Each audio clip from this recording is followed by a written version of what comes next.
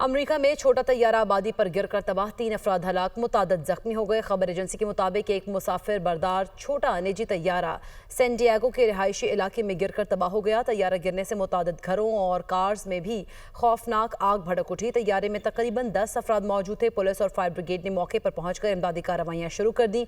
100 से ज्यादा अफराद को महफूज मकाम पर मुंतकिल कर दिया गया। पुलिस हुकाम ने हलाकतों में अंदेशे का इजहार भी किया है। अमेरिका में छोटा तैयारा आबादी पर गिरकर तबाह, 3 अफराद हलाक, मुतादद जख्मी हो गए। खबर एजेंसी के मुताबिक एक मुसाफिर बरदार छोटा निजी तैयारा सैन डिएगो के रिहायशी इलाके में गिरकर तबाह हो गया। तैयारा गिरने से मुतादद घरों और कार्स में भी खौफनाक आग भड़क उठी। तैयारे में तकरीबन 10 अफराद मौजूद थे। पुलिस और फायर ब्रिगेड ने मौके पर पहुंचकर इमदादी कार्रवाइयां शुरू कर दी।